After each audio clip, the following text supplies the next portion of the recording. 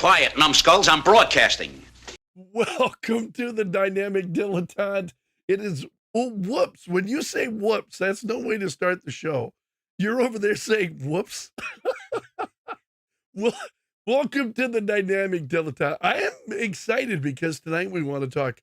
I recently got the C64 Welcome to the Dynamic Dilettante. I am your host, Sam, the software automatic mouse for the Commodore 64. Today Greg is going to bore us to teeth with tales of his old Commodore 64 and, sadly, more. What? That was Sam, the automatic mouth of the Commodore 64. I knew it well. I actually had that back in the day when I had the C64, and there were so many great games on it.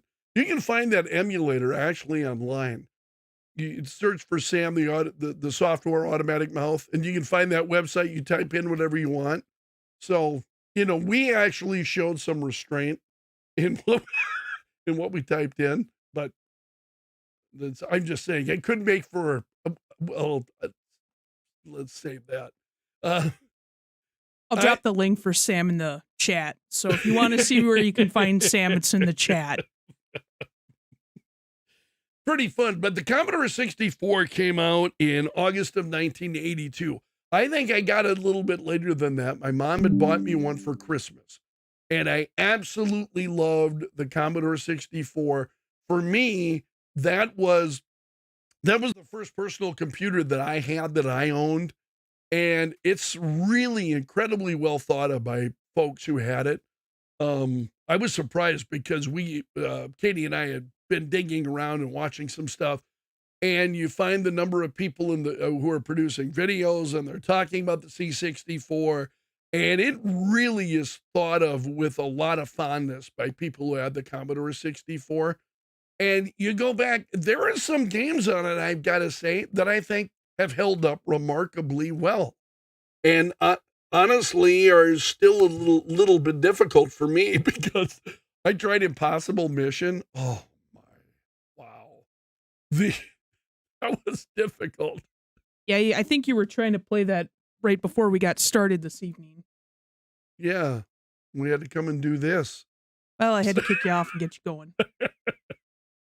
So there are a lot of games on the Commodore 64 Maxi, because there's actually one called the C64 Mini, I think, Mini, that you can get.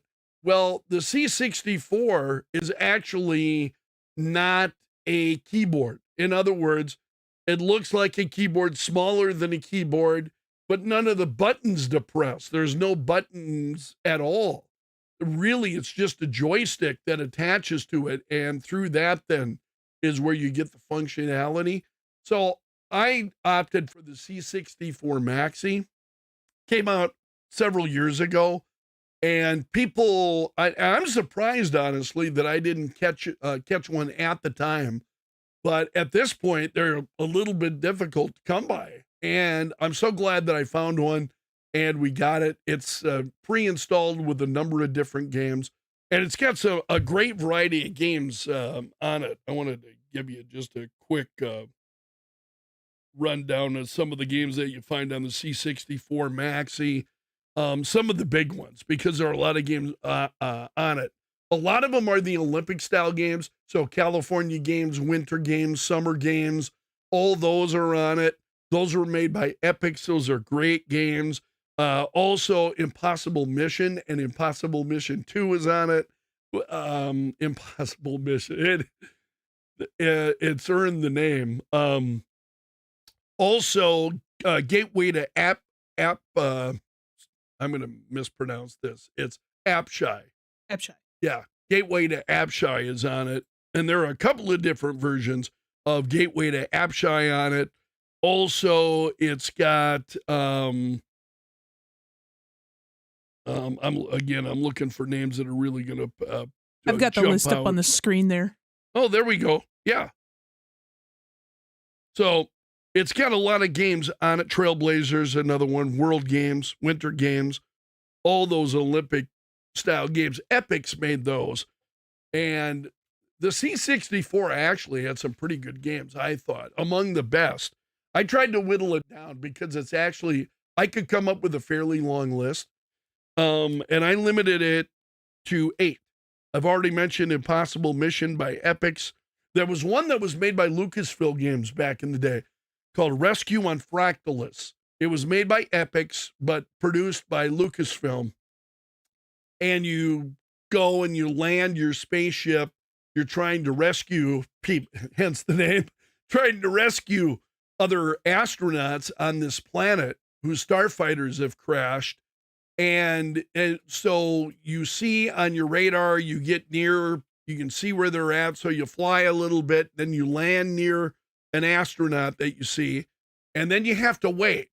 And what will happen is, if it's an astronaut, you will hear there's a knock at the on the door to get into the capsule.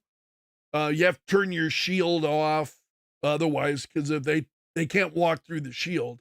So turn your shield off, and then you have to wait a little bit.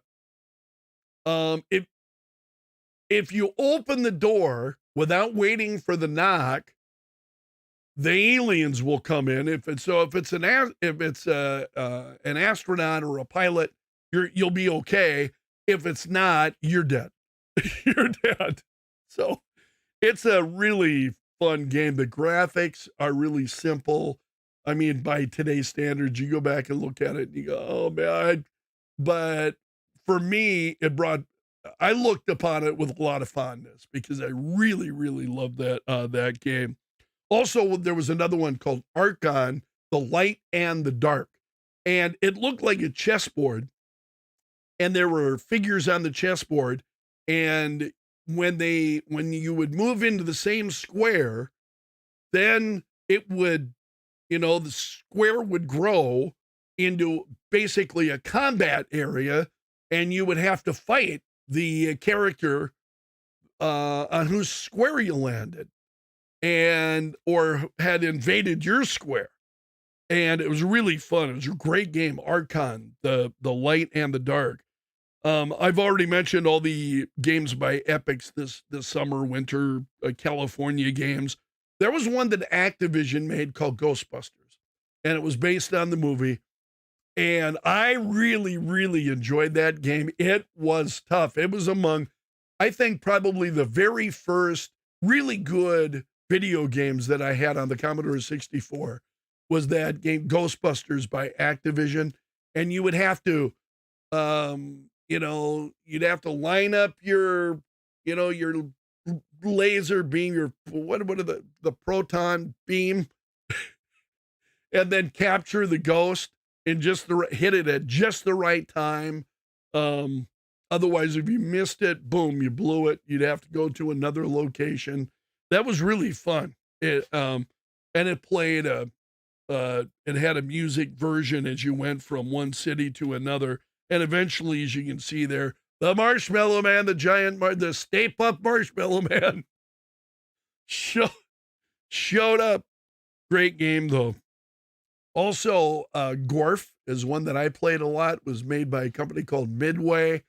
Really fun. And you may know the arcade game because there was a Gorf arcade game, and that was how I knew Gorf was actually from in the arcades. But Midway made a pretty good, Commodore 64 had an option back in those days. You could, if you had a data set for your Commodore 64, in other words, it was like audio tape, you would play it and you would have to wait for the game to load. So it would have to read that game into your Commodore 64. You had a data set. That's how I started out, was with a data set. Moved up to a disk drive at one point. Then I saved some money for myself and actually bought the 1541 disk drive for the Commodore 64. That was like a gigantic step forward. You have no idea back at that time. But Gorf was a game that just plugged, and there were a few of them. You actually just plugged them in, and then you could immediately play. All the memory and the circuitry was all within the card. And on the back of the Commodore 64, you would plug it in, and then turn it on, boom, there's the game, and you could immediately play. And Gorf was just one of those games I really, really loved.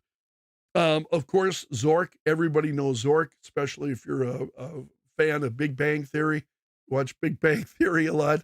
They have they always have the Zork parties? Yeah. So, and I must admit, we did some of that when I was in college. When I was in college, there would be four or five of us around the Commodore 64 and telling each other, oh, go this way, go there. Okay, do that. Kill the troll with axe or whatever it was. That was a fun game. But it was words. It was all words. So it described what you saw, and not in very much detail. Most of it was left, to your imagination. And then, oh, sorry. No, I was going to say, Steve said he had a Tandy growing up, and he enjoyed Centipede and Space Invaders. I think Space Invaders was on a number of different consoles, wasn't it? Yeah, absolutely. And Centipede's another one like that, too. It was on a lot of consoles. In fact, I've still got Centipede to this day on my PS4. I remember playing it on my old Nokia phone. Did you? Laura enjoyed Pac-Man growing up.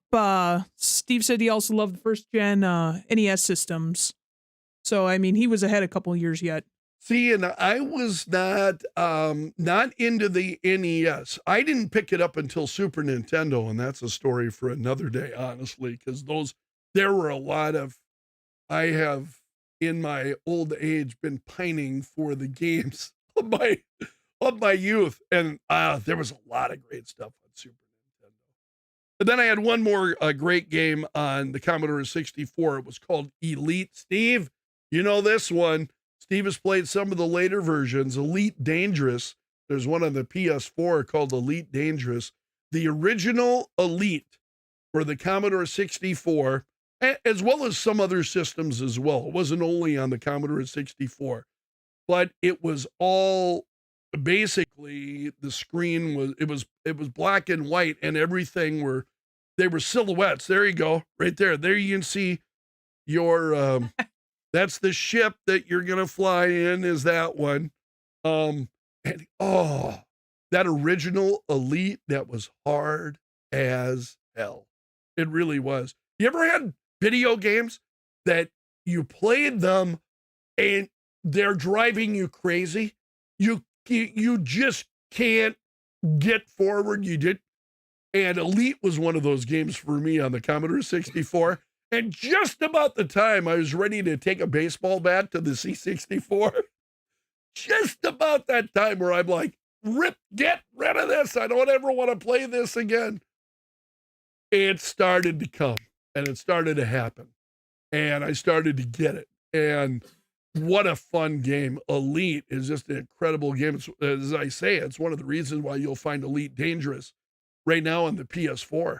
And I've got that. And it's an incredible game. But those were among my favorites on the Commodore 64.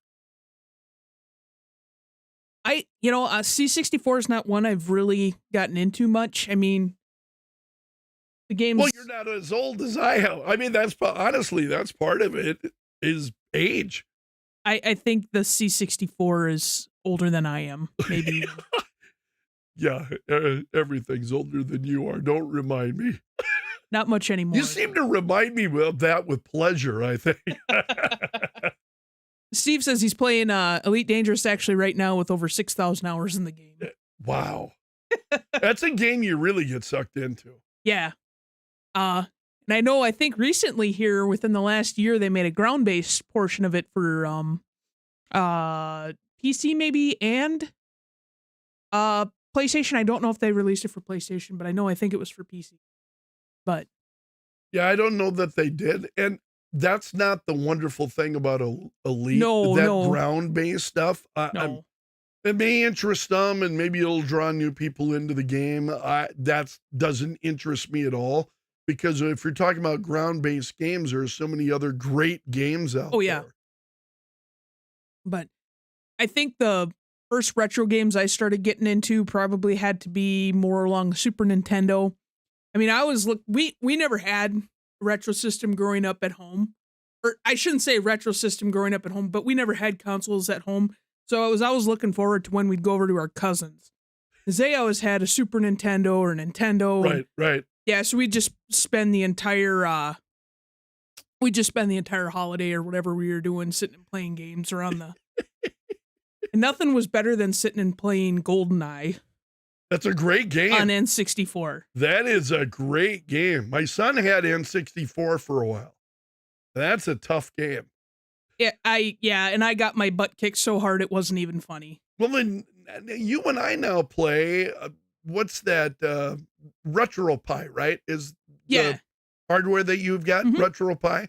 And then emulation's a whole nother thing. And I know Steve was mentioning earlier here when he was saying, the pure, and we were talking about this a little earlier tonight when we were kind of coming up with topics that we were going to talk about, but your purists want the original system. So they don't want the C64 Maxi. They want the C64. Right. But emulation, it's something I've started getting into in about the last year. We built out a couple of different systems here. And they're challenging. You did. No, No, There's we did. I just told you games that I wanted. You built it. Because, I mean, the prices, if you're going to go get a retro console, like an original console, man, they are so expensive. Well, and that's like the C64 Maxi. Right. Do I buy another Commodore and then also go buy all the games then that go along with it or that I want or whatever? And some people do, and that's cool if that's what you want. What I wanted is access to the games and a feeling that C64 Maxi, I've got to tell you, it very much has a feel of a Commodore 64. And the keyboard actually types, you can do things, versus the original C64 Mini that was out.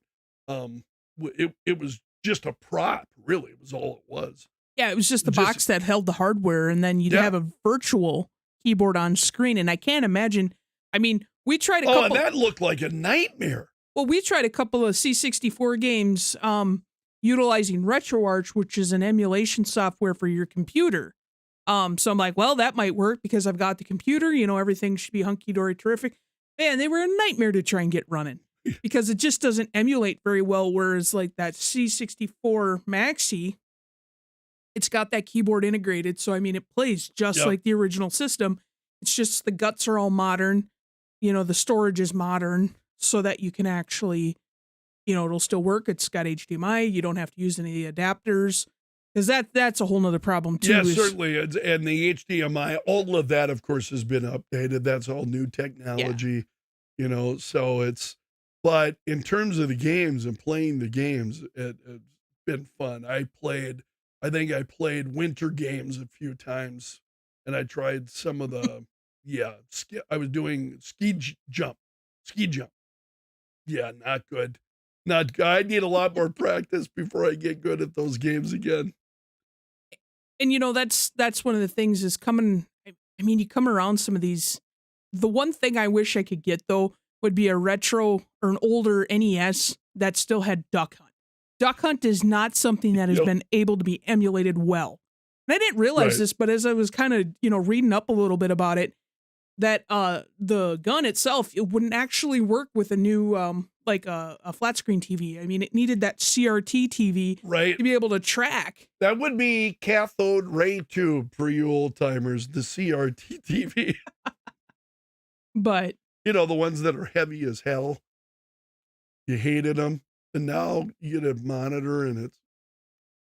Steve's wondering, do you need to have a CRT monitor for your retro gaming? It's not for me. To me, I actually like I like the flat screen TV, but there are some people who, man, they are really going out there to try and get that old CRT TV to get that, it's the whole experience. And that's cool. It's like going into an old comic book store, probably for you, or just a comic book store itself. You go in there, there's the smell of the books, there's the smell. It's just the whole experience of being there, looking for stuff. Versus like when you're sitting down and playing a game, you were looking at that little You know, And I know, and for some people, they want to absolutely recreate the entire experience that they had. And I think that's one of the reasons that you see the C64 remains so highly sought at, and by so many people who want the C64. For me, what I remember more than the physical hardware and the television that I watched it on, what I remember were the games and the fun that I had with the games on the Commodore 64. That's the experience for me that I'm trying to emulate. So the C64 Maxi is perfect. And it's been, as I said, it's been incredibly hard to find. I wound up paying a little bit more for it than I would have otherwise liked to. Certainly more than it was when it first came out. But I'm glad that I got my hands on one. I think that's just about anything right now. You want it, and it's Yeah, right. you're always going to pay a little bit up for what it's actually MSRP'd at. But So you were talking about the Nintendo gaming system was kind of your... That was my first foray into Yeah. gaming consoles.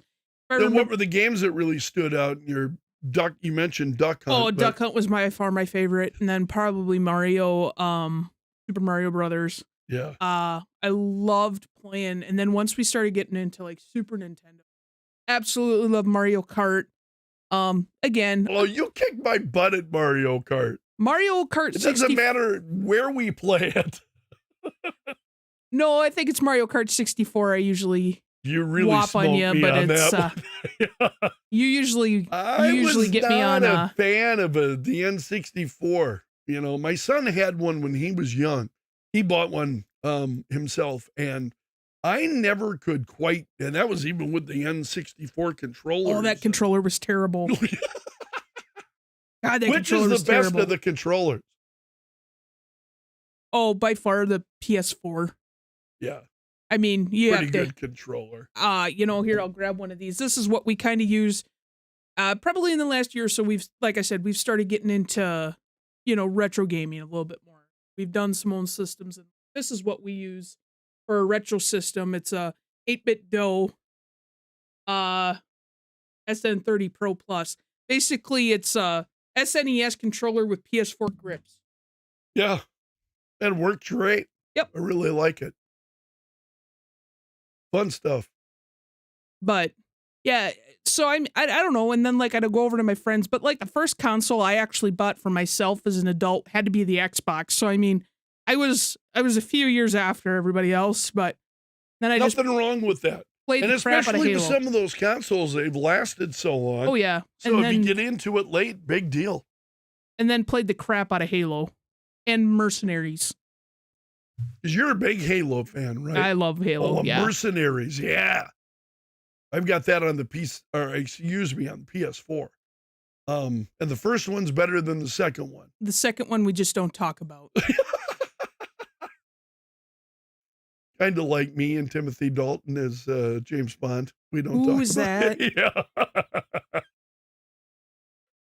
But yeah, and I know one thing we'll probably have to get into one evening is just emulation because, like I said, I think emulation is becoming a little more popular now as well because that old hardware is so hard to get a hold of and hard Right. to get a hold of in a condition where it's still playable.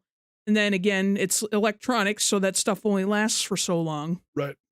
So it's kind of, people are getting into more to the emulation just because you can continue to play those games you grew up with in a Sure. fashion that you did, without having to worry about ruining something you maybe are collecting. Or it's one of those things. I'm sure it's just like anything else you collect. It's all in what you want to do and how you want to do it. Yeah, absolutely. And I respect that. If that's what people are into, by all means. I think collecting that stuff is fun. But for me, that C64 Maxi is certainly the way to go. Oh yeah, you want to be able to play it. 'Cause Well, what- and now I'm starting to, we have played the PS4. Well, how many years ago did I buy that PS4?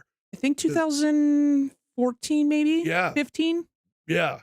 It's been a few years since I bought the PS4 and I love the PS4. I decided, well, I'm going to buy a PS2. This is a couple of years ago. I'm going to buy a PS2. because there are a lot of games on the PS2 that I liked.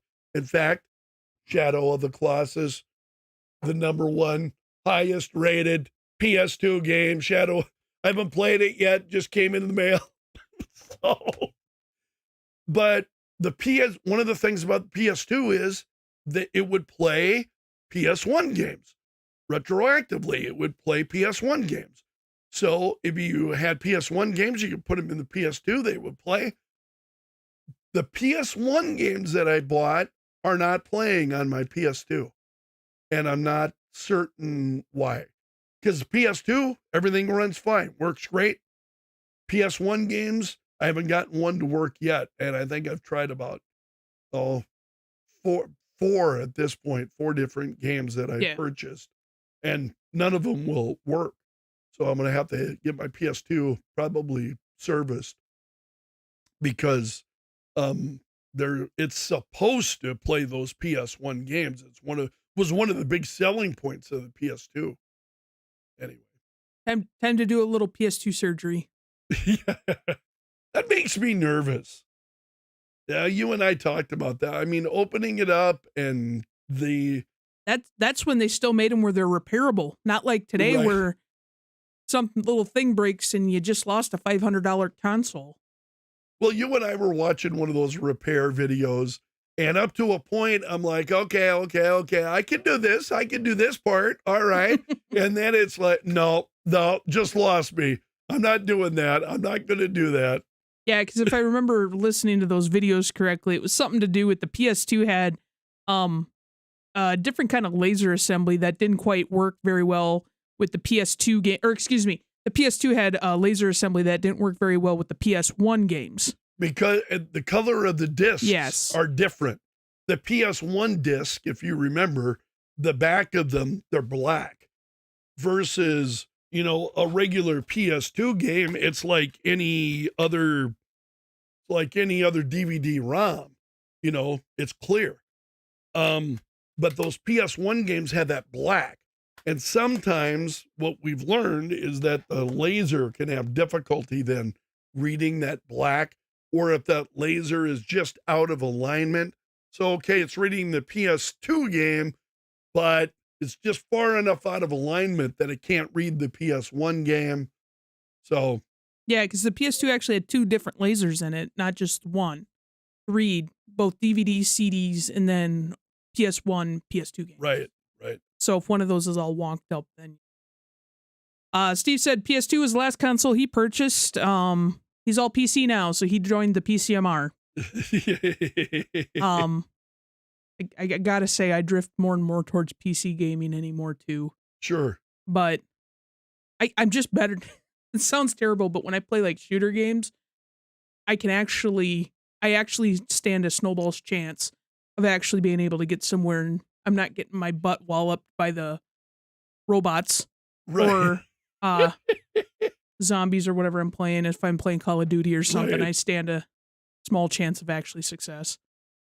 One of the best things I had, and this is years ago on my Commodore 64, my original Commodore 64, I bought a joystick and it was big. It was a full function joystick, one of the big handled ones with the shooting button on the top and on the front, and it would stick to the tabletop by suction cup.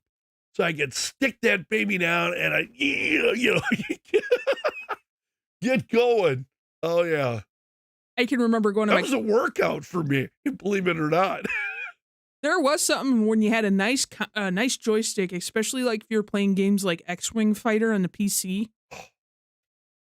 You had to play that game with a joystick. I mean, just trying to play it with a mouse. Yeah, I agree.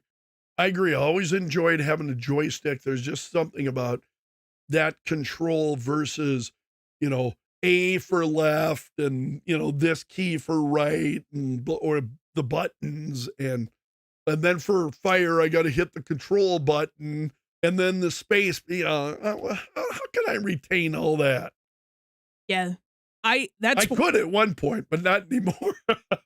That's where I've really been looking at some of these for like our RetroPie. So basically for those who don't know, RetroPie is you're taking one of these Raspberry Pis, you're flashing basically some emulation software on there, and then it lets you play your old ROMs. That's what a RetroPie is. Yes. But there's also a thing you can hook up via USB where it's basically you can build them. That's beyond even me, but it's you just hook them up and it's even me, beyond even you. it's like it's a little box or whatever, and it's got the old arcade setup on it. So it's got the joystick, it's got the AB button, and then okay. Now that's where I might actually be able to play Galaga and maybe be able to survive beyond the first maybe 2 stages. Because once we play Galaga, I know I'm getting my butt kicked by you. Yeah. I am pretty good at that game, but I've played it a lot of times over the years. Rick from Facebook says his Super NES was his favorite game console from the early 90s. His buddies would come over to his apartment on Fridays and Saturday nights, order pizza, play Madden, Yeah. no other manner of games until 3 a.m. and beyond. Great stuff. I And can't. when I bought, I actually got the Super Nintendo, the SNES. I got that for my 30th birthday, which tells you how old I am. So I got that for my 30th birthday, and Super Mario World. Oh man, I beat that game. I just want you to know, I beat that game. Not in an afternoon like some kids were doing. I worked video rentals for a while at I was working at the local Lewis store. I was a floor manager there, and I would work in the rental department, and these kids would come in and get games. They would rent them and they would take them home, and they'd come back the next day. Yeah, I beat that game. I'm like, what? If you ever want to watch something that's super wild, go on YouTube and search speed running. Yes. These guys will speed run retro games, and I mean these are down to like pixels. Yes. That's how. So like Super Mario World's a great example, or frames, not Super pixels. Mario Brothers, so on. Oh, you name it. I think like the world record for speed running it's like there's different criteria for it or whatever, but it's like something like just under 5 minutes they do the entire game. They do it for like Doom and I know you showed me some of that, and I'm like, what in the world? What kind of sorcery is this? But I mean, these people have just played out. Like Steve saying he played 6,000 hours on Elite Dangerous. Yes. They're doing that plus on, games just to find where that specific glitch point is or whatever. Right. Just to cut that many frames off. It's crazy. And that takes That's all dedication. the joy out of the game for me, too. I mean, do I love beating games? Oh yeah, absolutely. Do I I will admit, I have gotten a little bit competitive, playing, Battlefront because my nephew Tyler gets in there and he beat all my high scores. I'm like, yeah, I'm not connecting to you anymore. I'm not beating all my high scores. This is not good. And see, I just like This is going. all I've got. I like being able to go in and play a game. Like that was one of the reasons I absolutely love Mercenaries on Xbox. Is for me playing games, I like it. For me, it's a stress reliever. I just like to go play games, video game or something like that, just to burn some time, just kind of zone out for a little while. Well, and the thing about that game, and I should have mentioned this about Elite, because Elite was one of the things I loved about Elite was it was a free roaming game. Mm-hmm. You decide where you're going to go, what planet you're going to go to, what universe, you'd got to, you could jump from one universe to another within that game, and it'd be different planets and so on. So basically there was no set, you were talking about the kind of the speed games, getting through Mario World. Mm-hmm. You can't do that on games Nope. like that because they're really free roaming games. That's a sandbox. Yeah, absolutely. And Elite was the first game that I ever played that was like that. Yeah. And there's something really attractive about that. And see, like Mercenaries for me, I'm not gonna lie, I was one of those people who Second I found where all the cheat codes were, you're right. I put every one of those in because I just wanted to go in and wallop on them. Because for me, that was fun. I put it With on the easy heaviest setting. and the best firepower you could get. Oh, man, I had unlimited everything. And I still go back and play. I got the Halo Master Chief Collection for the computer. And I go through the original Combat Evolved, and I just put everything on there that I can and just go to town. That's fun stuff. I enjoyed all those. Just really fun. So what were some of the worst games for you for the N64, or excuse me, not N64, C64? Just about, I mentioned Ghostbusters earlier. That was a great game. Just about any game on the Commodore 64 that was based on a movie was trash. Dick Tracy has pretty overwhelmingly been voted as the worst of the C64 games, but honestly, you could look them up in just about any game. It is, because I've searched some lists. Okay, what were the worst C64? I wonder how many of these I played. Fortunately, I didn't play many of them, because if I had games that just I thought were bad, I didn't waste time on them. I had so many other games I loved that I would rather play them. So a lot of these, but there were a lot of movie-based games. I think Top Gun is one of them. Bad. So if it's got a movie, if it's based on a movie, best advice, with the exception of that original Ghostbusters game by Activision, best advice is to avoid them. Steve was saying 9080 Space Game. He's right on board with you. They fired him up too fast. They didn't pay attention to the gameplay. Absolutely. But this isn't a retro game, but I'll say the worst game I've played in a long time. Yeah. Fallout 76. You really did not like that. And I love Fallout. Yeah. I love the we lore both behind did. it. It kind of was a stinker like the new Halo series. It just sucked. Why didn't you like? I will have to tell you, as I watched you play it, I hated the colors. I hated the colors. This was, it's going to be now, it's going to be X number of years beyond nuclear wars. So colors coming back in the trees, all of this stuff. You know, you're not going to see the deadness that you saw in the Fallout 4 series. And I looked at that and it was just yuck. The reason I hated it, and I was so glad I red boxed it, is because for me, Fallout is all about the story. Bethesda, but it's more not just the Bethesda, it's the Obsidian group within Bethesda, because they've always produced the best Fallout games, whether it's Fallout Vegas, New Vegas, yeah. And then they did it was either Fallout 1 or 3. I think it was Fallout 3, actually. Yes, it was Fallout 3. The storytelling in there is so good. There's a certain humor. It's kind of dark, and the NPCs are really relatable. It really is immersive. But the problem, and the really cool thing they do is they take whatever geographic area they've landed in. You know, they make it a post-nuclear or post-apocalyptic. Right, yep. Post-apocalyptic. And then they use whatever, lore is in that area. So, like Fallout 4, it was in the Boston area. Yep. So obviously there was a lot of stuff revolving around the Revolutionary War, stuff like that. So then with Fallout 76, they moved it a little further south into the hills of West Virginia. It was West Virginia.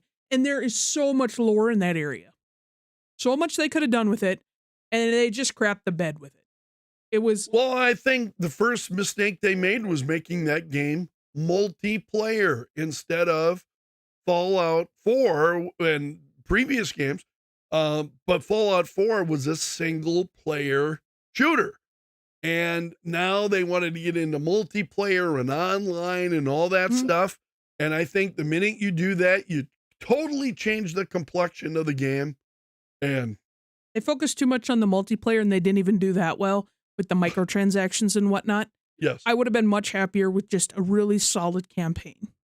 Yeah, you blew it, Bethesda, with that game. It just because I watched you play it and I went, no way. I think it Because took you and I talked about, Right. okay, are we going to buy this? nope. Right. Yep.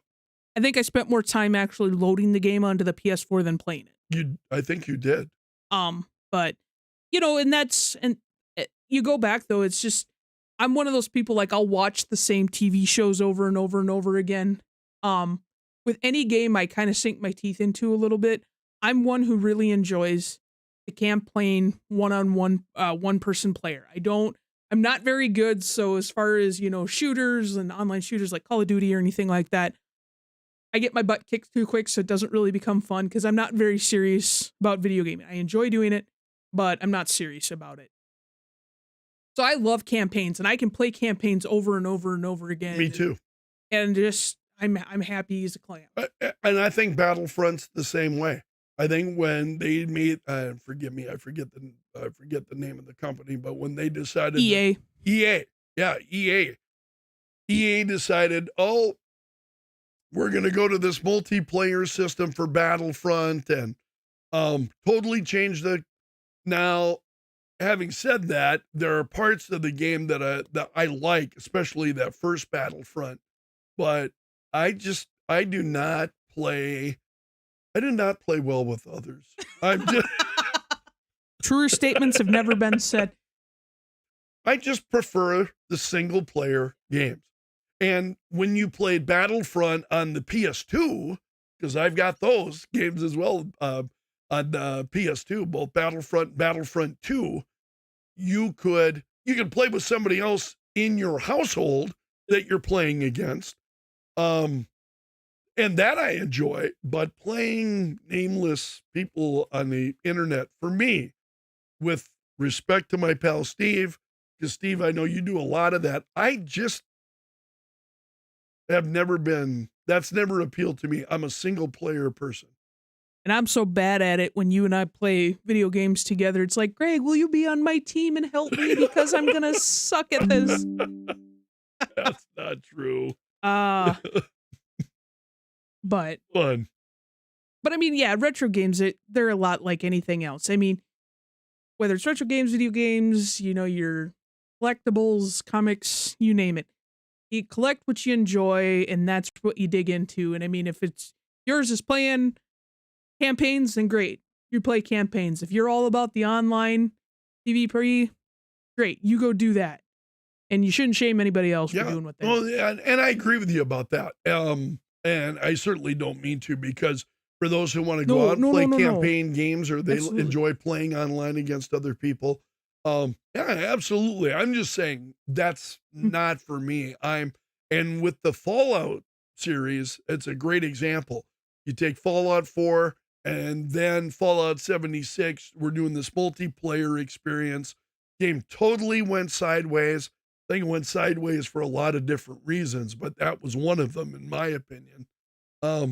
Game totally went sideways. It's just not the same experience. So, Greg, was the C64 the very first console you ever had?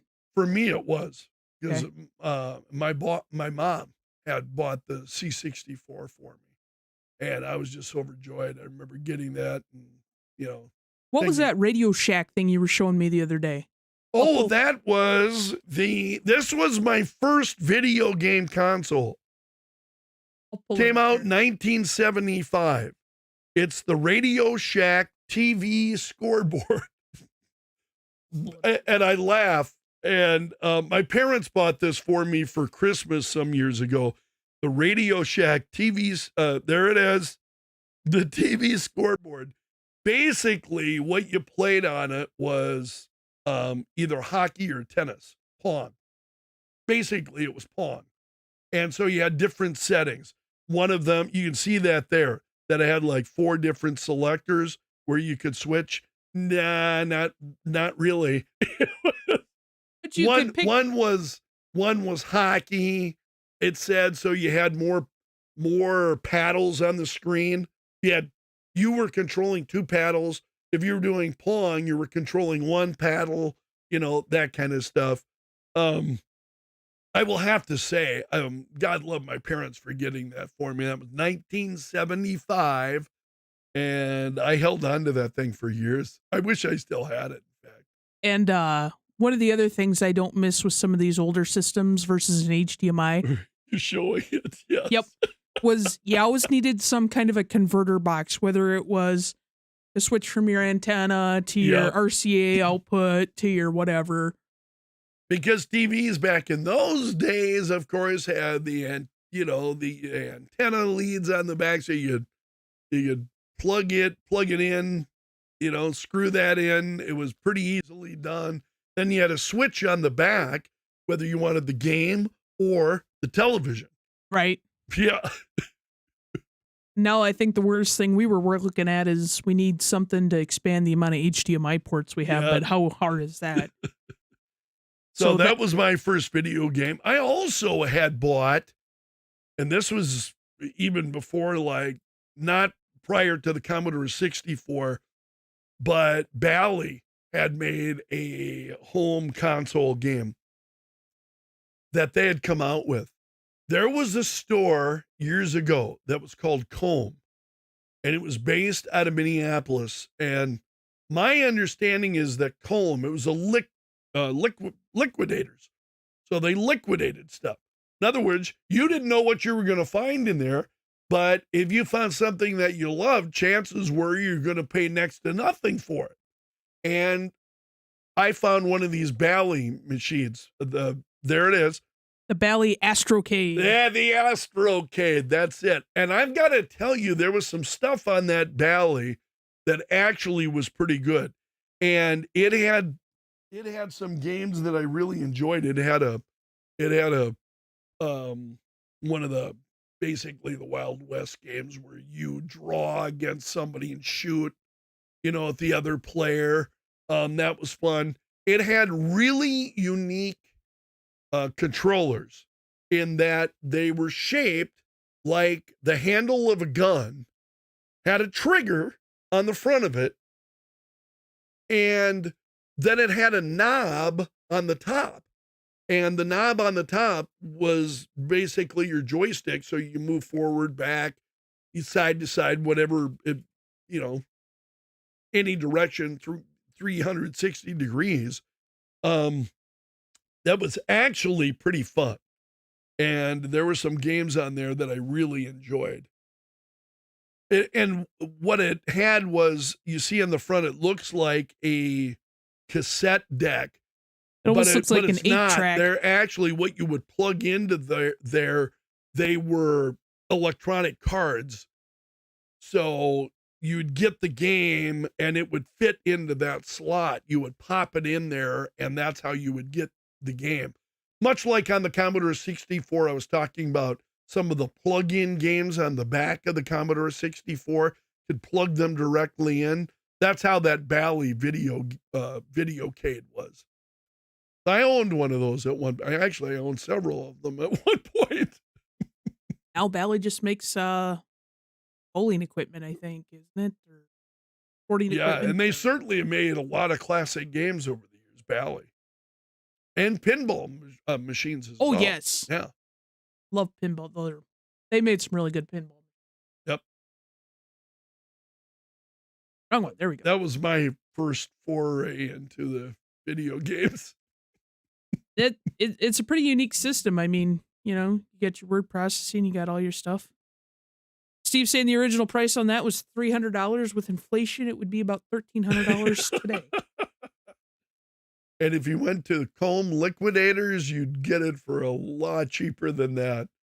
And what I heard, I don't know if this is true, because this is back in the day. So what I heard is that Comb actually turned into what is now QVC. That a lot of the products that they were getting and pushing back at that time, not QVC today, but I'm saying QVC at that time, that's where they started, what products they couldn't move on QVC, they were moved to the Comb stores and liquidate them that way. So every time we would go up to the Twin Cities, the first place I wanted to go was the Comb store. I picked up great stuff there. Yeah. You find a lot of good old shops up in the cities. Yes, absolutely. We'll have to definitely talk about retro games again because there's so much there. I think it's one of those things. We just, at least for me, that's a part of my being young that I hold on to with. I have great memories of that. And when we first really started playing arcade games, you're talking about early 80s. Okay, I'm out of high school. I'm in college. We're going to the bar. What did you find in the bar? Video games.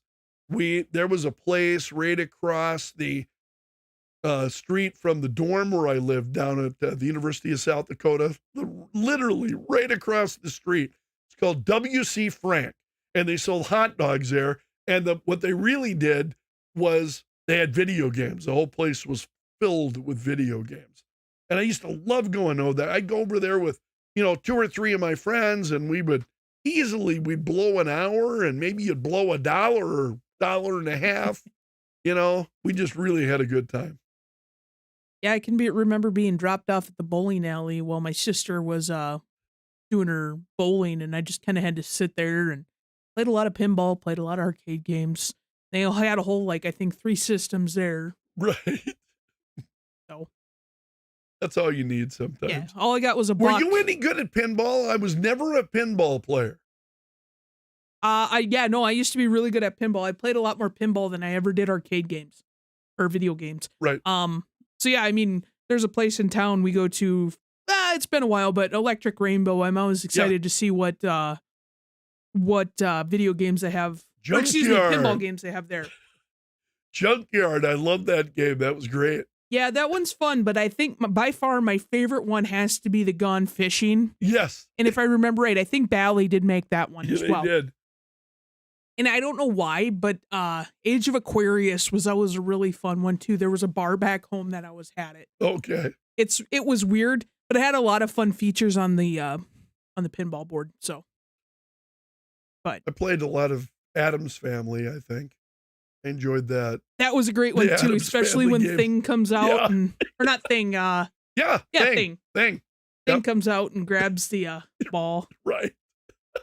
Yeah. I never got high scores on it, but man, Fun. I could make a quarter last. There's just something about that. For me, that's always been entertaining. I've always enjoyed that. Just going to the arcade and seeing what the new games were and playing games that I knew that I loved. I think Asteroids was the first arcade game that I really, That's Rick Mitchell's from Facebook. Still his favorite favorite arcade game. the simplicity of that is just, I can't remember. Was that originally on one of the tabletop ones? Or was that actually a cabinet? both. Okay. Both. I seem And to even like Space Invaders had a cocktail version. Yeah. So you'd sit down, 2 people, sit one on either side. I loved playing Breakout and Pong like that. You would find, though, at least in Sioux Falls at that time, if you went to Pizza Hut, that's where you'd find the cocktail tables. Yep. You went into, I gotta stop and think of it'll take me a little bit to think of the arcade this was at the Empire Mall. They had a great arcade there. And I spent many hours there, I will tell you. But I've always enjoyed that. Always thought that was fun. And still to this, excuse me, we went here a few months back, and I went along with my kids, and my granddaughter was along. I don't have to play any games.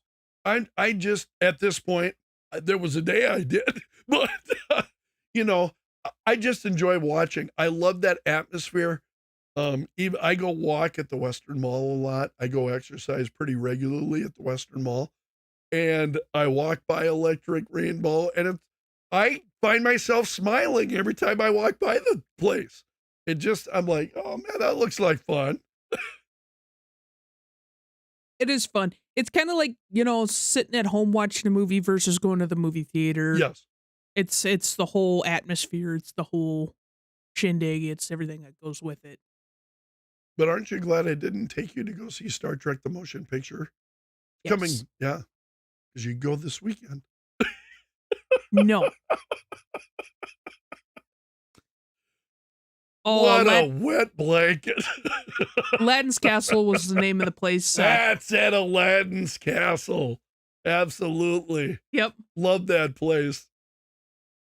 But yeah, no, we got plans already for this weekend, and you were already going to drag me to Rathacon, and not really drag me to Rathacon. Because there's a Fathom events coming up for that. Yes. But that's like in September. So yes. We got later this year, November, I think. But coming up later this year. Yep. Yeah. So. And I don't know how many times I've seen that movie in the theater, but it's been a long time since I've seen it in the theater. It would be great to go see it again. You already told me we're going. So what other retro game things did you have on your list? That's all I had. Besides, we still need to get your PS1 games working, but we'll get that. Yeah, I still haven't. And again, you and I watched that video. I would like to get in there and clean that. I'm hoping that's going to correct it. But if it doesn't, then I'm done. Then I will take it in somewhere to be serviced. Because you've got so many PS1 games coming in. I think you're getting a new one at least once a day where I go, woohoo, I got a new video game. I think I have 4 or 5 of them that I bought.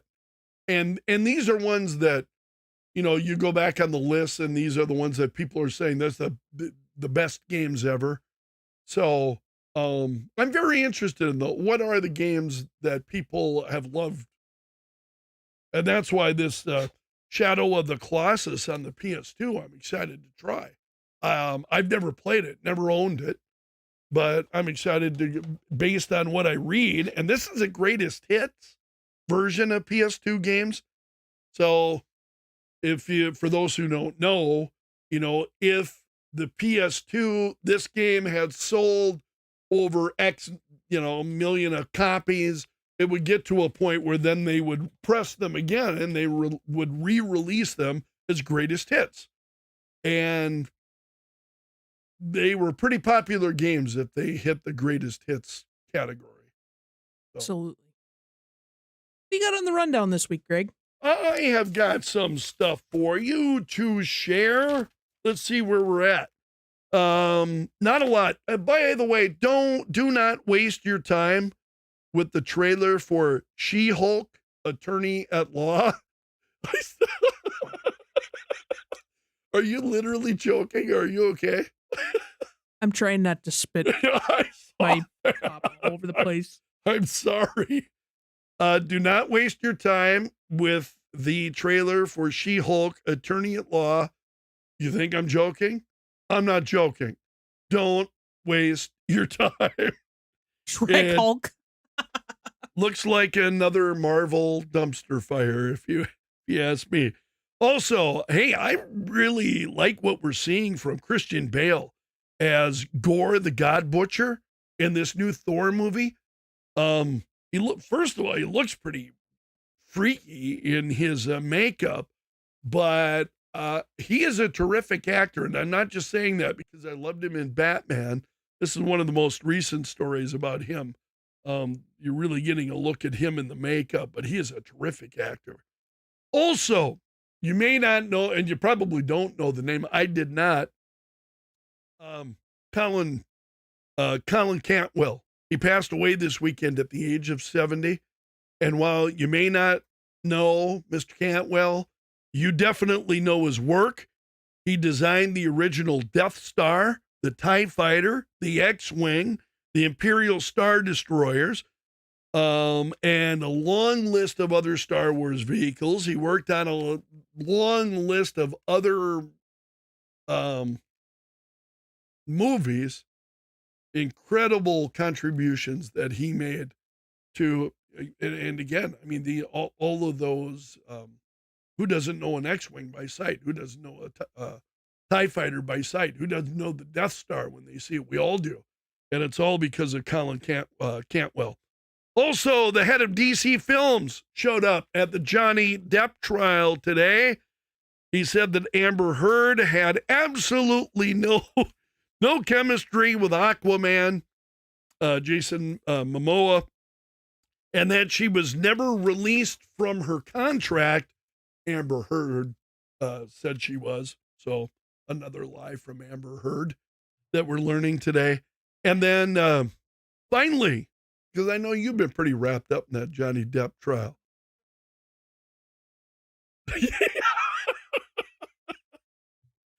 And Netflix has shared the first image from that 90s show. You see this? It shows Kurtwood Smith and Deborah Jo Rupp.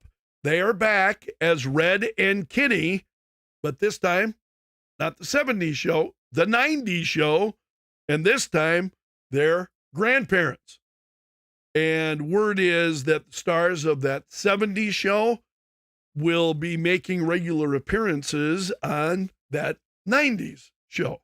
So that's all that is.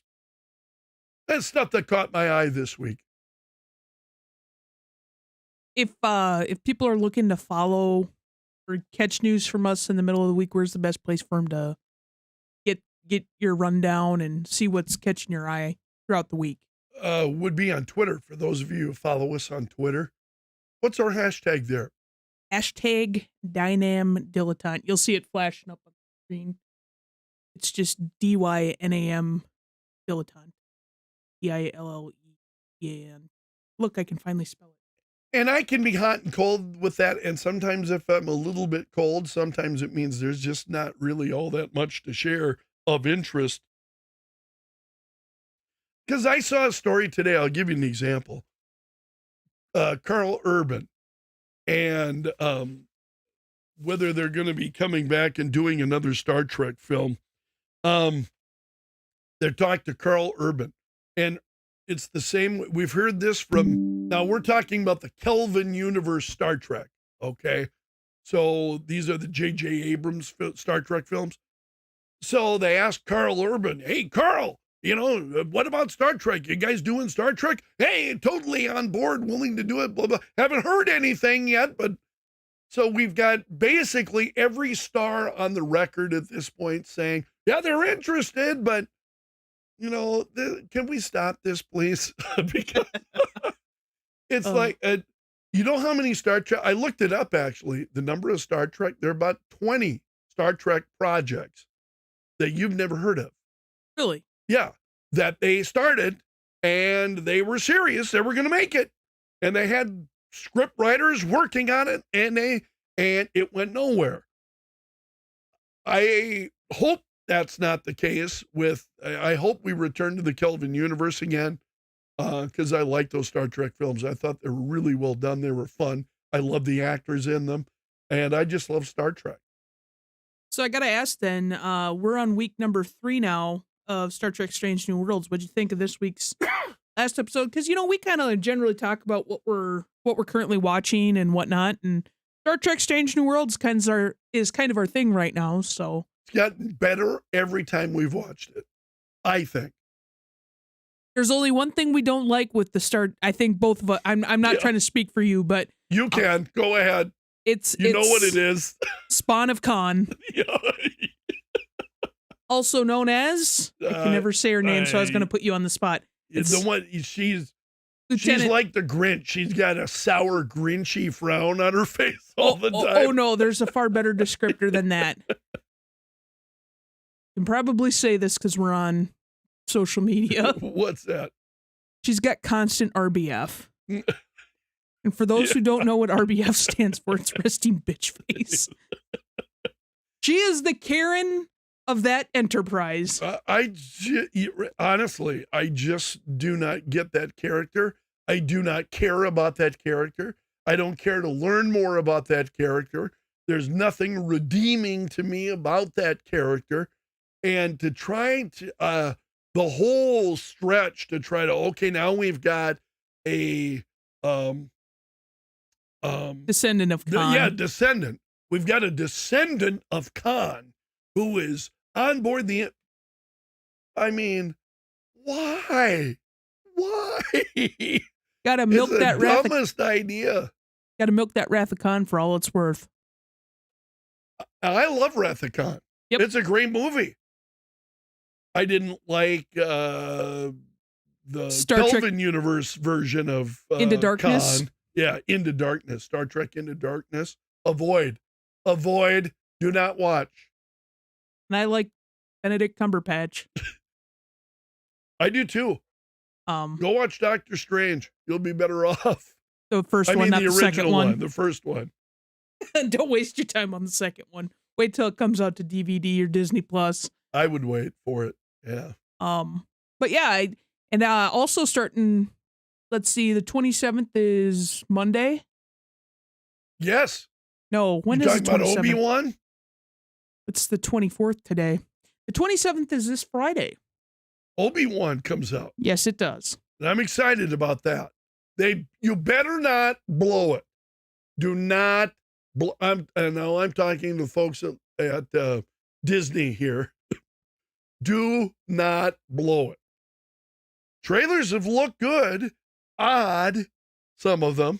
I'm like, some of what they're trying to do is really out of step with the original kind of flavor of Star Wars.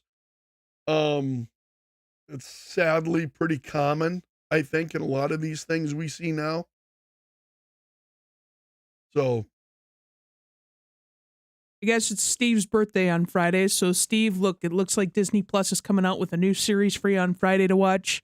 So hopefully for a birthday gift for you, it's good. But happy birthday, Steve Reno. So yeah, it'll be good to look at that. We'll probably talk about that a little bit next week. You can count on it. Good, bad, I really or otherwise. do want to watch that. And I'm really hoping I won't be disappointed because, She-Hulk, Attorney at Law. Oh gosh, and then what's the other one they just started? It was they're doing some, and I've been hearing some bad jazz about that the new Thor movie, Love and Thunder. Yes. I've been hearing some I don't know. Yeah. It looks like it's going sideways. We'll see. The whole fourth phase of because Marvel. I have loved the last Thor film they did. I really, really enjoyed. The whole phase 4 of Marvel has not been great. I will not argue with you. It's been pretty lackluster. I think Marvel's in deep trouble, honestly. Yeah. They're not making a lot of material that interests me or that I want to go see. No. And I'm just praying that we don't get the typical Disney Plus format where it's 4 episodes of dragging meh with Obi-Wan, and then we get 2 episodes of action, and since it's a limited run, which to me tells me that, or a limited series as they're advertising it, we're not going to have a season 2 of it. Of Obi-Wan coming up. To me, it's kind of sounds like it's a one and done. Okay. That's what I I'm haven't reading. read enough to know whether or not they're continuing it or what. I don't know. That's what my If take they on it make is. too many more of these, he will be old enough to be at his age in. Well, no, then we'll get to the part after he comes back from the Force. And then the midichlorians Right. No. No. Well, it's that time. The Cave of Wonders. Cave of Wonders? Oh, I should have taken down some more notes actually on this, because this is, you know what? I may have it right in front of me. This is a Batman model that was made back in the day by a company called Aurora. I am a big fan of Aurora models. If you were a kid my age, if you were a kid in the 60s, 70s, I'd say even a degree maybe into the 80s. Aurora was a company that made they made models based on every hit TV show, they made the monster models. So if you saw the old Aurora Frankenstein model, Dracula, the Hunchback of Notre Dame, Dr. Jekyll and Mr. Hyde, all of those were made by Aurora. They made planes. Well, this is the original Batman. This is fully built here. It was 1964 is when this came out. 1964 is when Aurora. So this is actually prior to the Batman TV series. So the TV series had not was not on the air yet. And this model was out there. And it's one of but certainly the TV series is one of the reasons that it's endured. Because there are model stores that you could walk into today and still find that model in some kind of form. It's been produced by other companies, Polar Lights and so on is one of them. But I love this. This one is really nicely done. It's complete. It's painted. I bought it this way, by the way. I did not assemble that because if I did, it would look like I did it when I was 10. I'm all thumbs too. I wouldn't have had a shot at it. And thing about those they were so easy to put together. Literally, it's a couple dozen pieces, glue them all together and boom. I really love that model, but I loved Aurora did the Batmobile, the Batboat, the Bat plane, and a Penguin model. They say the Bat Cycle. They did a bunch of them. Just great stuff. So that's it. Rick is saying you need one of these. It's Invicta DC Comics Pro Driver Limited watch. Nice. I have a few Batman watches, but they're not that nice. No, that's a pretty nice one. I have one of the Fossil ones, that Fossil watches, and they made a series. They came, I don't think I have it nearby. I can't get to it. They came in a collector's tin, and you got the watch inside, and there was also a pin, a Batman pin. And I bought one of the Golden Age versions of the watches. And then I think they had made several different versions of it. I think Fossil made 3 watches, Batman watches. And I have one of those, and it's in great shape. Still in the canister. Nice. Yeah. Fun. You always got something new every week. Yeah. I think that's all I have. I think that's all I have this myself too. I know we kind of talked about what we're looking forward to this week. So kind of had a couple weeks in the middle of May here where there wasn't much coming out, or what was coming out wasn't anything worth your time. Yeah. Hey, Halo. Oh, you're rolling your eyes. Yeah, you can hear that one. And even Moon Knight, by the time that thing was over, I'm like, really? Did I really invest time in this? Yes, you did. But yeah, so I think all the time as a Vikings fan, Minnesota Vikings fan, has really set me up to be able to watch like series coming out on Disney. Because I'm like that Vikings fan that's perpetually hoping they do well, but I'm a realist. Right. And I just know that inside I can get my hopes up, the first couple games of the season, but I can still accept the fact that they're still going to blow it at the end of the season and be okay with it. So I go into every new Disney series like that. I'm hoping the best, but I just know I'm going to be disappointed in the end. That's right where I'm at with Obi-Wan. And I'm hoping this show is going to break that mold, but I doubt it. All we can do is hope. Yep.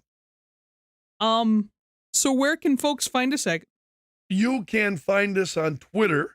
You can find us on Facebook. And if you like our video, would you please hit the thumbs up, give us some love, give us a like. That's very much, or if you didn't, thumbs down. Any love, any comments you've got, please share them with us. We appreciate that. We love hearing from you. Number of you have become subscribers. Yeah. And we're very appreciative of that. Thank you so much.